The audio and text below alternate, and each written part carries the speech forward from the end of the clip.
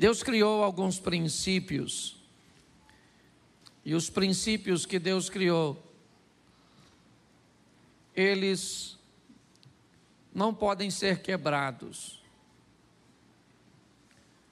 Existem algumas leis e princípios criados por Deus, como gravidade e tantas outras, que se tentarmos desafiá-las, nós vamos ter problemas com elas.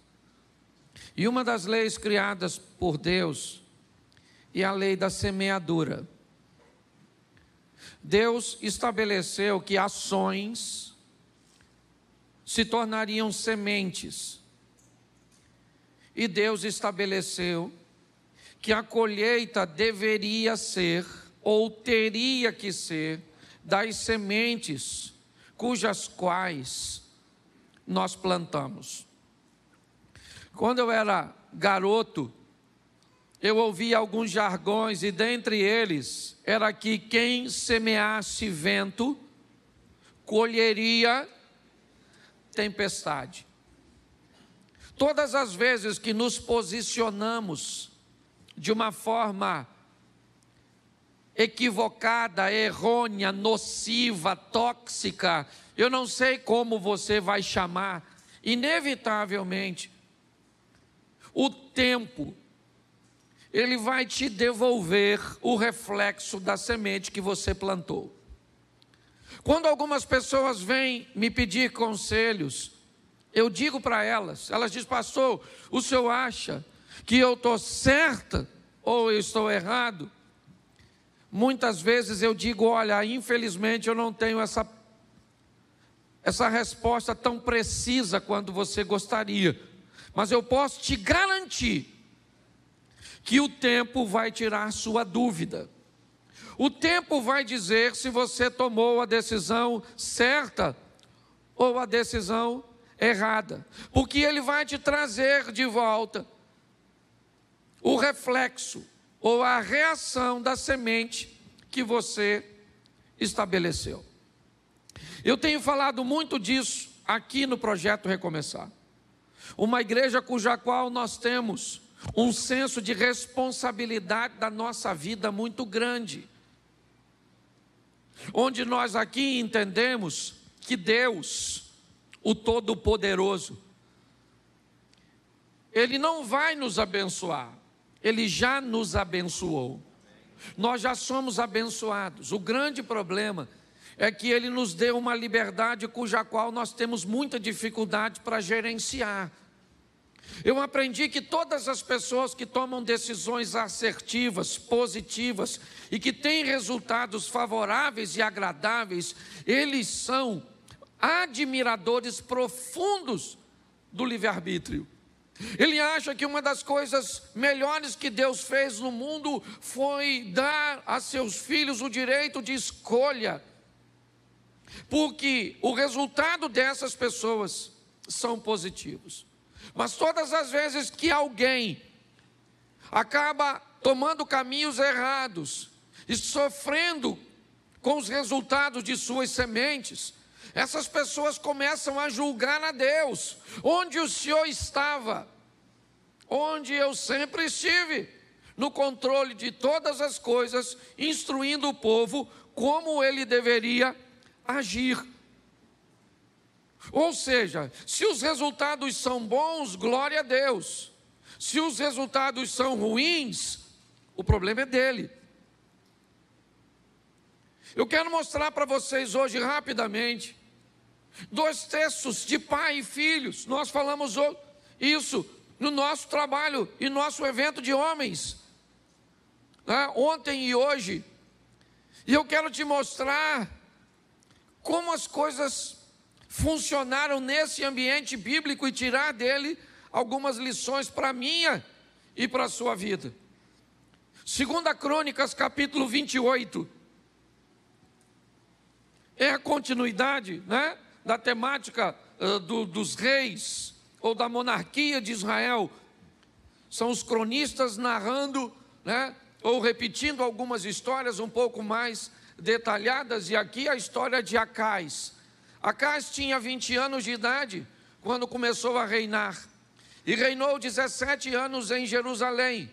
Ao contrário de Davi, seu predecessor, não fez o que o Senhor aprova. Ele andou nos caminhos dos reis de Israel e fez ídolos de metal a fim de adorar os Baalins. Queimou os sacrifícios no vale de Ben-Rimom e chegou até a queimar seus filhos em sacrifício, imitando costumes detestáveis das nações que o Senhor havia expulsado de diante dos israelitas. Também ofereceu sacrifícios e queimou incenso nos altares idólatras, nos altos das colinas e debaixo de toda a árvore frondosa. Por isso, o Senhor, o seu Deus, entregou-o nas mãos do rei da Síria. Os arameus o derrotaram, fizeram muitos prisioneiros no meio do seu povo e os levaram para Damasco. Israel também lhe infligiu grande derrota. Olhe para mim aqui, porque eu quero conversar com vocês. Nós estamos olhando a decisão de um grupo bem pequeno, e aqui particularmente de um rei. Um rei que toma uma decisão, mas uma nação que vai colher o resultado da decisão que o rei tomou. O que me indica que nós precisamos melhorar a qualidade das pessoas que colocamos no poder e que deixamos responsáveis por tomar decisões sérias sobre a nossa vida. Isso vale desde um chefe de família, que ao se tornar um líder que toma decisões que podem fazer com que sua casa, sua família, seus filhos, seu casamento cresça, como fazer com que a derrota se estabeleça e se instaure no ambiente familiar. Isso pode ser usado em serviço, como um pastor que gerencia uma comunidade de fé, como um empresário que gerencia e administra um pequeno empreendimento ou grande, ou por que não dizer um ambiente político cujo qual se estabelece uma liderança sobre município, estado, certo? Sobre o país. O que nós estamos vendo é que Acaz tinha 20 anos de idade quando ele começa a reinar em Jerusalém. E ele opta por fazer coisas ruins. E o texto diz que o resultado das decisões de Acabe sobrevém sobre o povo. A Síria vem com o seu poder forte, porque o rei, ao invés de adorar o Senhor, seu Deus, pois a Bíblia diz ali, ele faz uma aliança com Ben-Rimom. Sabe, aquele mesmo Deus que o ex-leproso Naamã diz que nunca mais ia adorar, depois de ter conhecido Deus em Israel através de Eliseu, o rei de Israel olha e diz: já que eles estão ganhando, a Síria está ganhando, então eu vou trazer para cá e vou introduzir na minha vida a adoração a esse Deus. E isso traz um caos. Isso traz derrota, humilhação, escassez, tudo para o povo. Jerusalém está vivendo isso. E é debaixo disso que as coisas vão transicionar. Acaz morre e seu filho Ezequias assume o governo. E agora o que Acaz deixou de herança para Ezequias foi humilhação.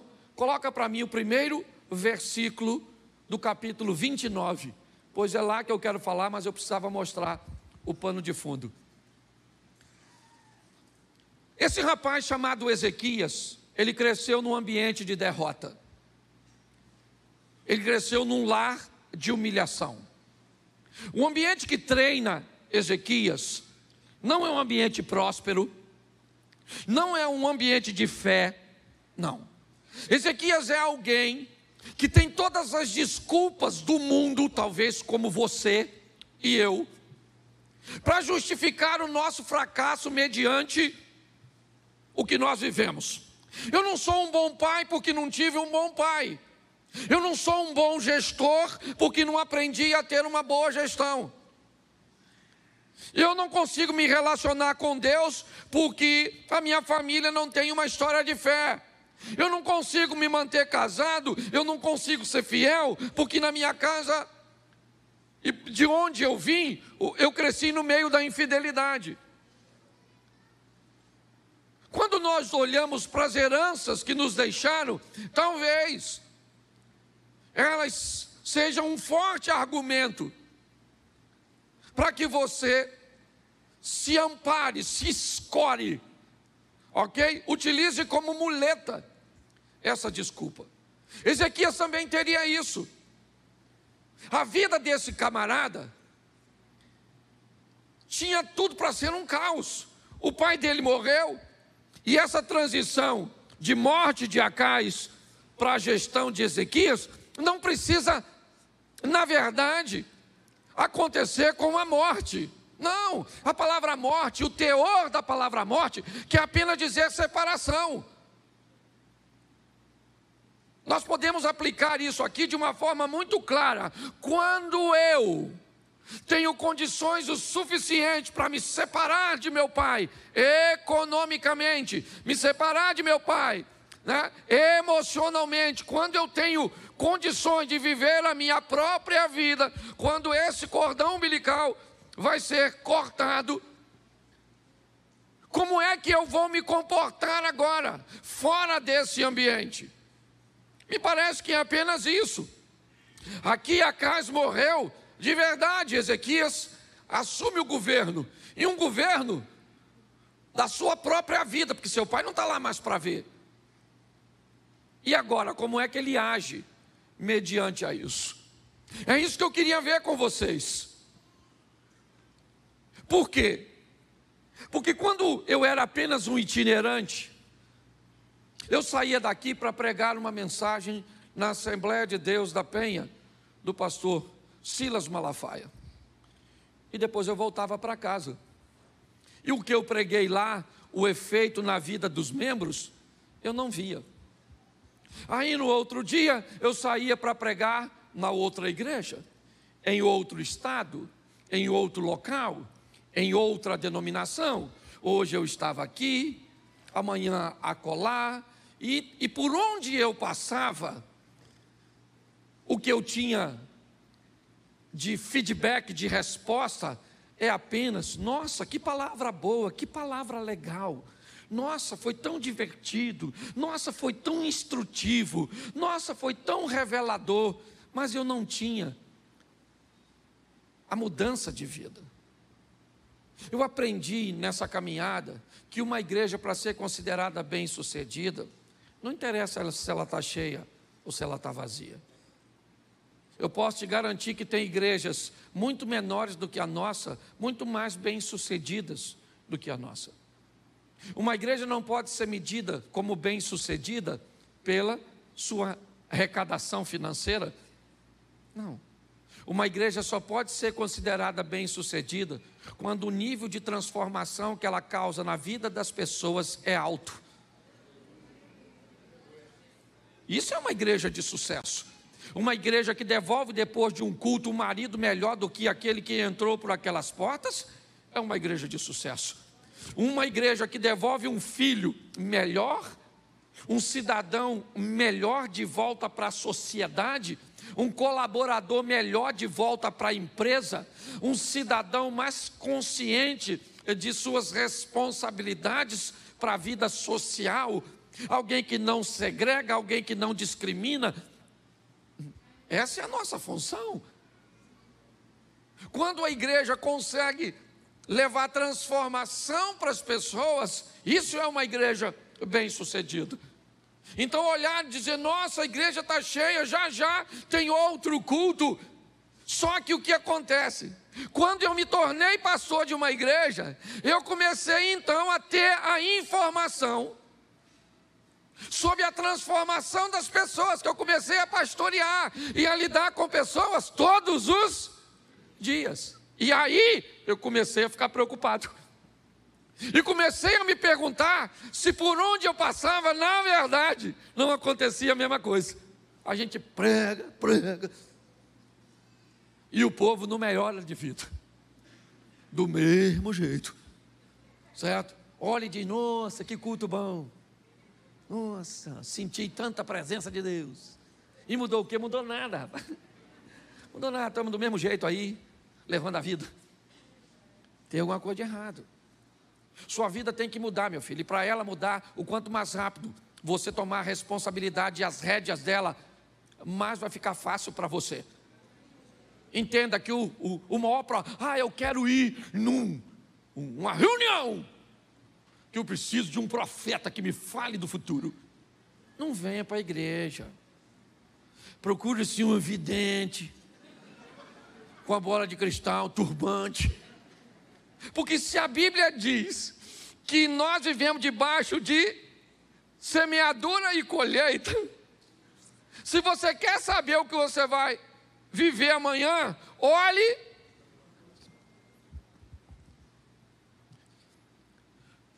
Você come muito hoje, emagrece ou engorda amanhã? Nossa, que revelação, agora eu virei profeta.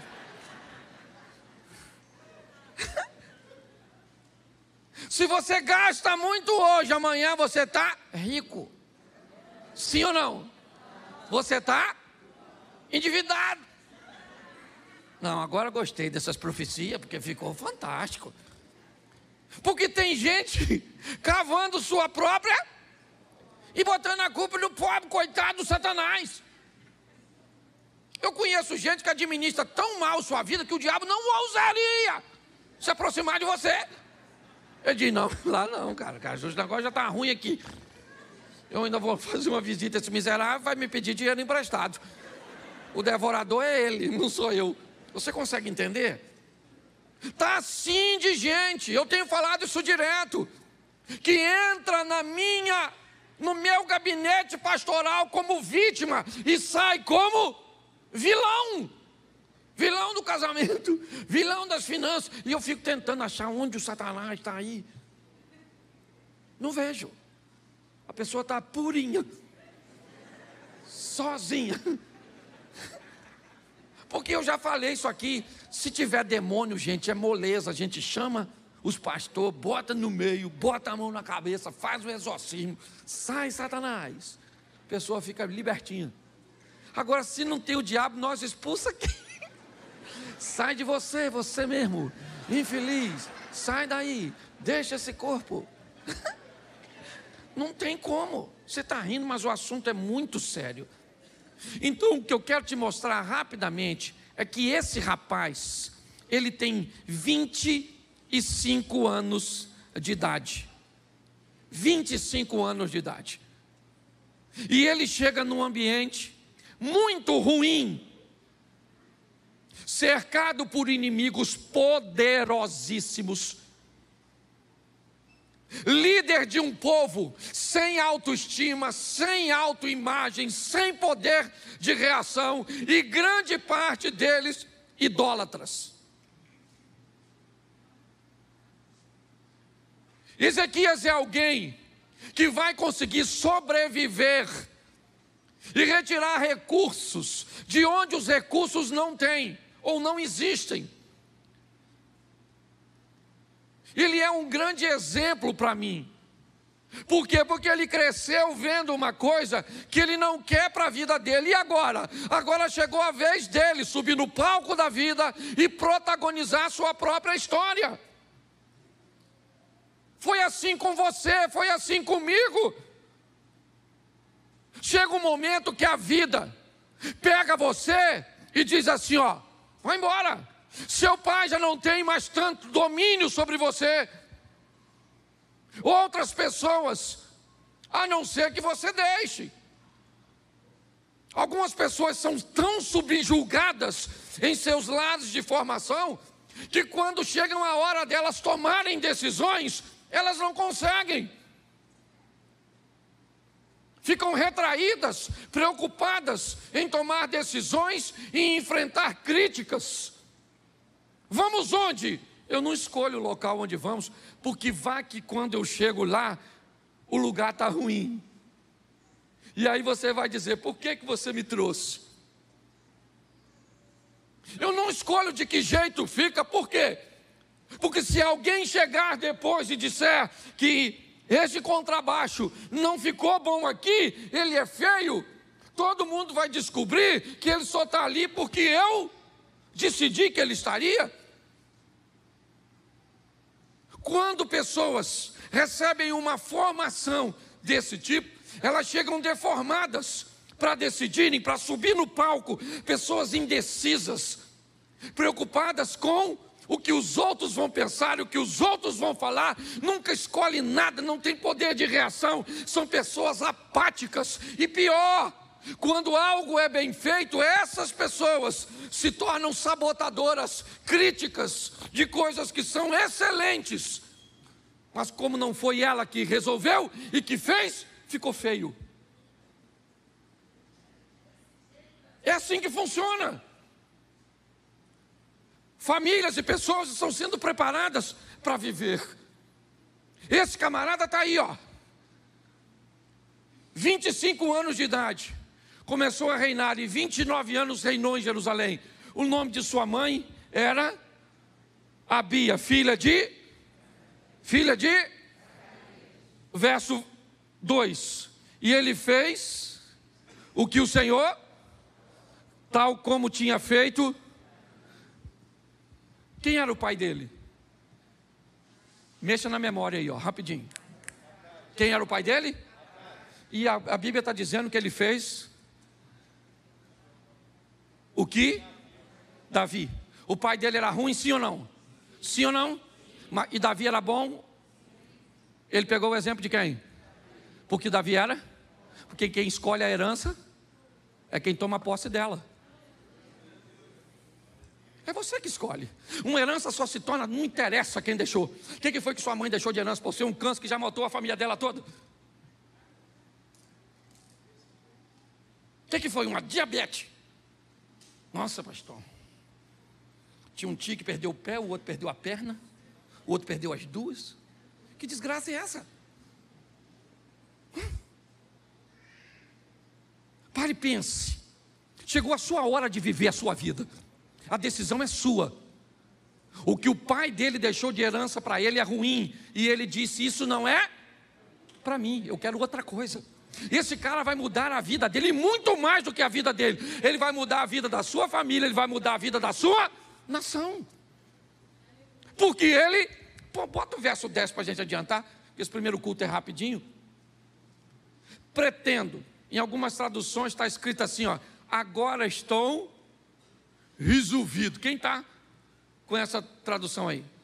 Você não tem nem Bíblia? Desculpa. Em algumas traduções, agora eu estou resolvido.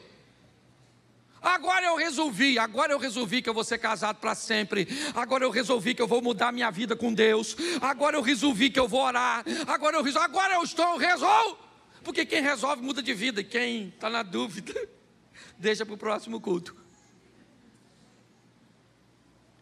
A vida desse camarada vai mudar, né? Melhorou, isso aqui é outra tradução. Agora me tem vindo o coração. Agora eu estou... Gente, quando você decide, as coisas mudam. Mas eu aprendi uma coisa. Às vezes nós somos muito bons para resolver e para decidir coisa ruim. Você quer ver? Se alguém te faz mal, você fala assim, a partir de hoje, risquei você do meu caderno. A pessoa saiu do seu caderno quando? Naquele dia. A partir de hoje, vou ler a Bíblia. Amanhã, estou com sono. Se for para decidir coisa boa, aí a vida não muda. E está assim de gente orando. Gente, por favor, eu sou pastor. A Bíblia diz, orai sem... Ore, meu filho, ore, mas ore de dia, ore de madrugada, ore. Mas deixa eu falar uma coisa para você, oração não muda sua vida.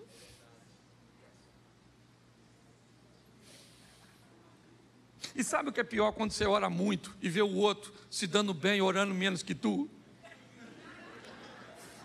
Dá uma raiva dele, dá uma raiva de Deus, dá uma raiva de todo mundo. Fica com raiva até do diabo, que nem ora. Porque não é oração que muda a sua vida, é ação, é atitude. Você está entendendo? O que vai mudar a sua vida é o que você faz, e não o que você fala. Esse dia eu estava num evento, achei muito legal o cara falar que é importante você lançar palavras para o seu futuro, porque as palavras são poderosas e mudam o seu futuro. Mas a minha cabeça pensou, eu mudo. O mudo se lascou, né? Porque o mudo não muda de vida. Tem uma coisa que é maior do que você que você fala, é o seu poder de decisão. E preste atenção, volta para lá. Isso. Verso 3. No primeiro ano do seu, repete comigo, no primeiro ano e no primeiro mês. De novo, no primeiro ano e no primeiro mês. Porque quem quer mudar não muda amanhã, muda agora. Que história é essa? Vou mudar. Quando? Agora. Começa mudando aqui. Transformai-vos pela renovação da vossa mente. É mudar a mente. Pobreza, por exemplo, tem dois tipos de pobreza. Uma que está aqui e outra que está aqui. Eu conheço gente com bolso cheio, mas cabeça de rolinha. O cara compra uma Mercedes de 500 conto e não tira o plástico do banco para não estragar. O cara compra um carro de 300 cavalos e bota kit gás.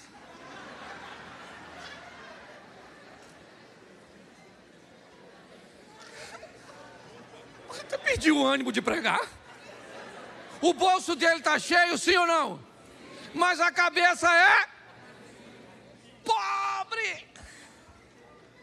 Já tem gente que não tem nada mas a pessoa é riquíssima de mente. Eu sei que aqui tem gente muito mais assim, e um deles é aquele que vos fala. Essa mulher minha é riquíssima de mente. Dinheiro não tem. Gente rica de mente. Amém?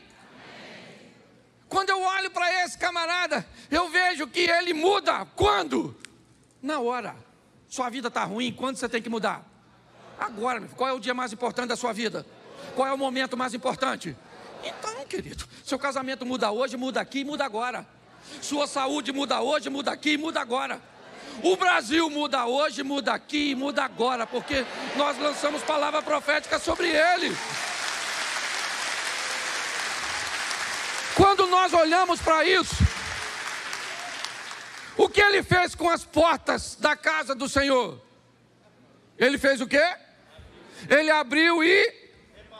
Porque o pai dele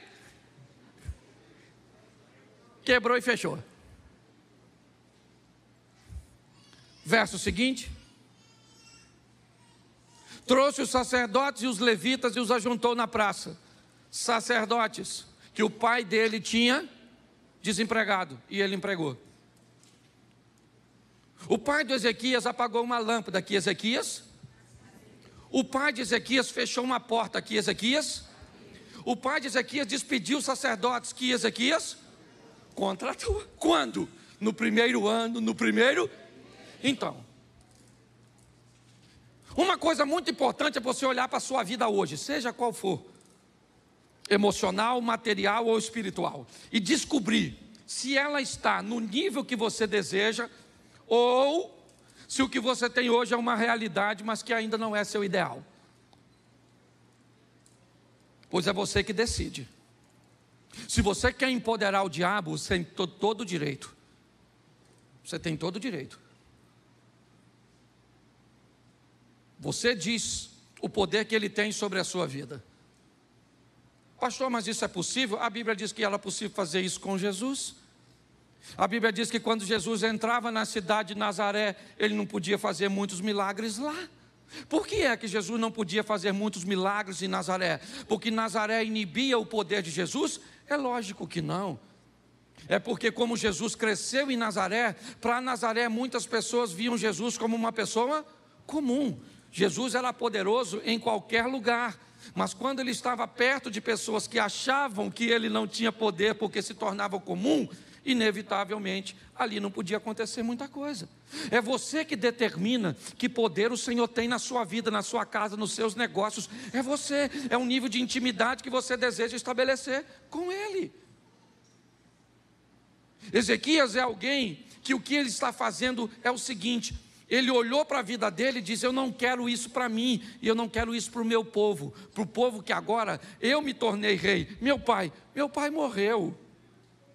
Meu pai hoje vive noutra casa, noutra vida, está separado de mim. Sabe? Hoje eu peguei agora e estou vivendo a minha vida, mesmo que eu more ainda embaixo do mesmo teto, mas chegou a hora de eu assumir a minha responsabilidade. E é isso que ele está fazendo. Ele está fazendo o oposto. Coloca aí, depois você lê em casa, não dá para ler tudo, verso 5. Olha o que ele está dizendo, levitas, ouve levitas. Ó levitas, santificai-vos agora, santificai a casa do Senhor, Deus de vossos, e tirai do santuário isso. Quem levou para o santuário a imundícia? Os pais. O que ele está dizendo é o seguinte: se os nossos pais erraram ou não, seria bom se eles tivessem acertado. Talvez o acerto dele me colocasse numa vantagem, mas isso não foi verdade. Eu cresci numa família disfuncional. Eu cresci num ambiente que não foi tão favorável. Tá bom, querido, tá legal. Você viveu num ambiente de escassez, num ambiente de violência doméstica, num ambiente de abuso sexual. E tá bom.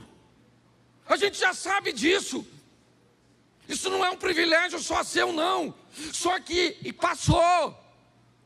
Chegou a sua vez de subir no palco da vida, e a caneta que escreve o teu futuro não está na mão do seu pai, está na mão do Senhor dos Exércitos. É isso. Então não adianta.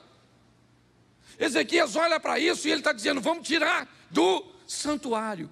Vamos para o Novo Testamento para ficar fácil de colocar isso.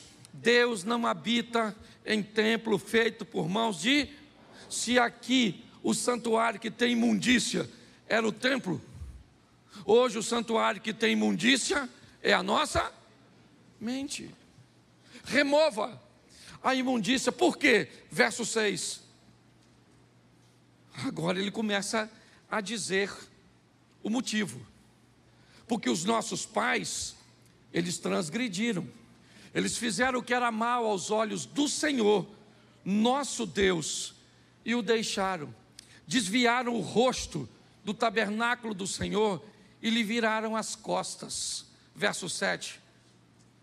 Também fecharam as portas do alpendre, apagaram as lâmpadas, não queimaram incenso, nem ofereceram holocausto no santuário do Deus de Israel. Já que eles fizeram tudo isso, olha o que Ezequias disse, verso 9.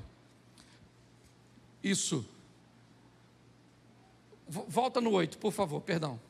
Pelo que veio a grande ira do Senhor sobre Judá e Jerusalém, e ele os entregou à perturbação, à assolação, ao assobio, como vós estáis vendo, né, com os vossos próprios olhos. Verso 9, porque os nossos pais caíram à espada, nossos filhos e nossas filhas e nossas mulheres estiveram no cativeiro. Agora olha o que ele diz no 10 de novo. Agora me tem vindo ao coração que façamos um concerto com o Senhor Deus de Israel, para que se desvie de nós o ardor da sua ira. Coloca o 11. Agora, filhos meus, não sejais negligentes, pois o Senhor vos tem escolhido para estar diante dele, para o servirdes, e para queimar, e para ser de seus ministros, e para queimar de incenso. Presta atenção. O povo estava tão envolvido no caos, que o caos fazia parte deles. Ezequias está dizendo: gente, acorda, gente, não sejam negligentes, vamos viver com Deus tudo o que Deus tem para nós.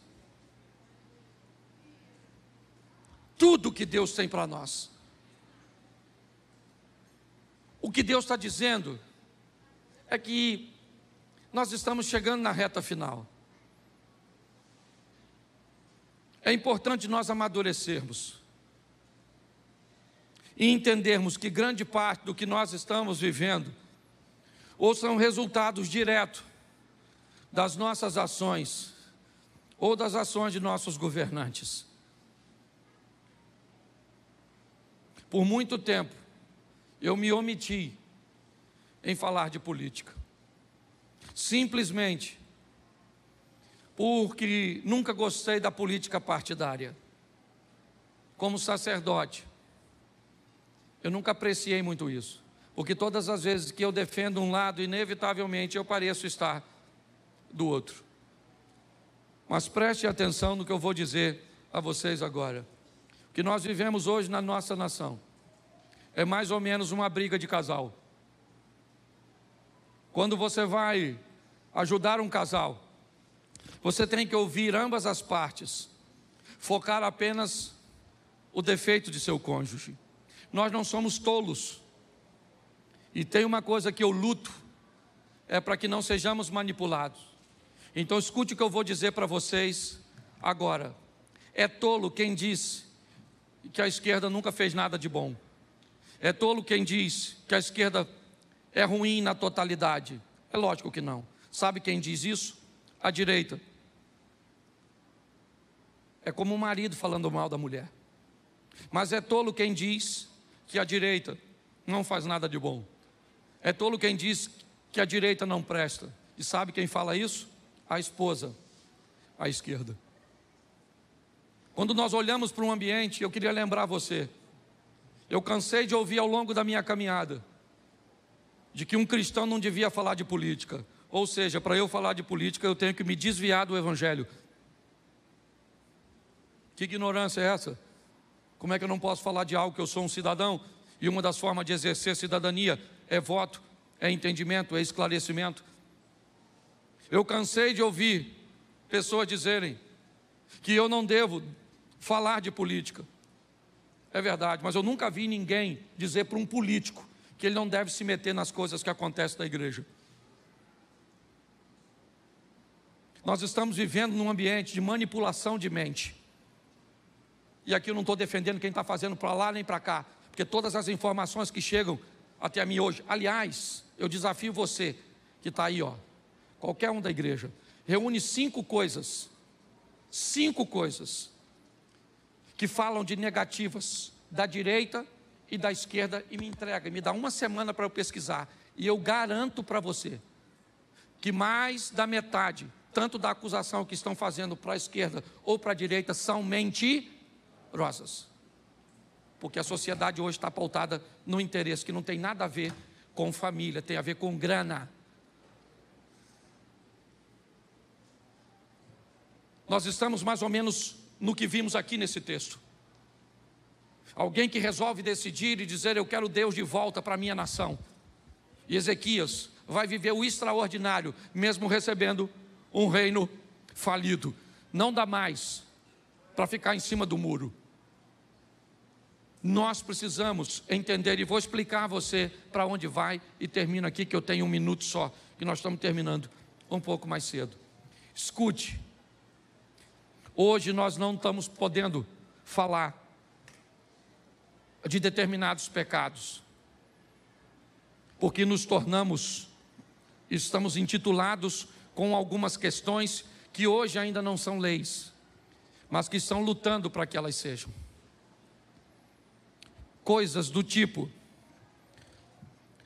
homossexualidade, coisas do tipo divórcio, coisas do tipo corrupção e abuso de poder. Eu pergunto a você, para que serve uma igreja que não pode falar contra aquilo que a Bíblia condena como pecado?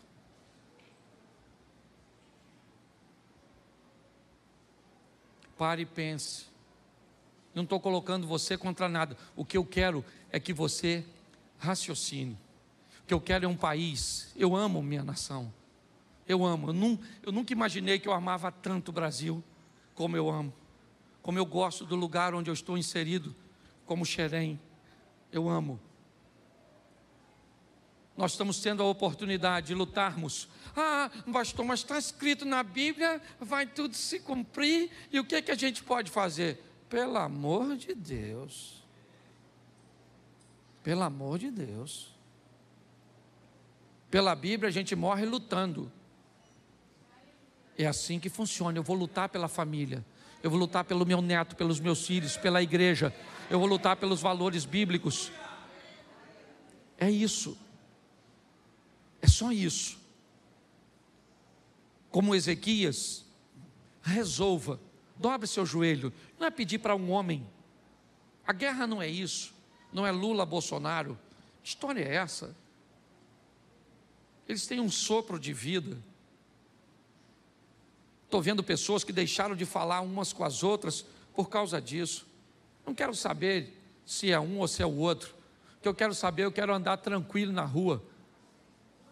O que eu quero saber é de precisar levar alguém que passou mal para um posto de saúde, ter atendimento, saber que nossos filhos estão sendo criados num ambiente de ensino saudável. É isso. E eu sei que você também quer isso. Então não vamos dar ouvido para essas situações, não. Eu acho que a gente precisa fazer as nossas manifestações pacíficas, sim. E aqui eu tenho gente de esquerda. Não vou pedir para você levantar a mão, não. Mas eu sei que tem. E não precisa ir embora, não, porque aqui a gente dá liberdade para você. Porque é seu direito. E ninguém pode cercear isso. Nós precisamos entender isso e amadurecer. Por quê? Porque a nossa família é o futuro. Olhe para os países onde a igreja foi erradicada. Se você tem filho, quem aqui está intencionado? Se você tivesse intencionado, tem um filho que quer que ele estude, você quer que ele estude onde? Na Venezuela? Em Cuba? Na China? Na Coreia do Norte? No Canadá você gostaria? Nos Estados Unidos gostaria? Na Inglaterra gostaria? Esse dia uma garotinha falou: pastor, eu quero direitos iguais, socialismo, bolsa da Louis Vuitton e smartphone, Apple. Eu olhei, 25 mil na mãozinha dela, 15 da bolsa, do smartphone. Eu falei: garotinha, nossa, seu discurso não condiz. Mas eu quero dizer e quero terminar aqui. O nosso país, fale quem quiser, a sentença é nossa, porque nós somos a igreja, e a Bíblia diz que o que a igreja liga na terra é ligado no céu. Então fica de pé, porque o nosso país pertence a Jesus. Isso. Feche seus olhos. Isso. Você vai sair aqui por trás, o povo vai entrar aqui pela lateral. Feche seus olhos. Pai, muito obrigado por essa noite. Leva-nos aos nossos lares, abençoa este povo, ó Deus. Olha para cada lar, para cada família, para cada pai de família, que aqui saia maridos melhores, esposas melhores, filhos melhores, patrões, colaboradores, vizinhos. Nós vamos sair daqui melhor do que entramos, porque a Tua palavra, ela não volta vazia sem antes fazer aquilo que lhe apraz. Te damos graças por tudo, que tenhamos uma semana de boas notícias, uma semana de bons negócios, em nome de Jesus. Você pode dizer amém? Porque todo aquele que invocar o nome do Senhor será salvo. Como, pois, invocarão aquele em quem não creem? E como crerão naqueles de que não ouviram? E como ouvirão, se não há quem pregue? E como pregarão, se não forem enviados? Como está escrito: quão formosos os pés dos que anunciam o evangelho de paz, dos que trazem alegres novas de boas coisas. Mas nem todos têm obedecido ao evangelho, pois Isaías diz: Senhor, quem creu na nossa pregação? De sorte que a fé é pelo ouvir, e ouvir pela palavra de Deus. Romanos capítulo 10, versículo 13 ao 17.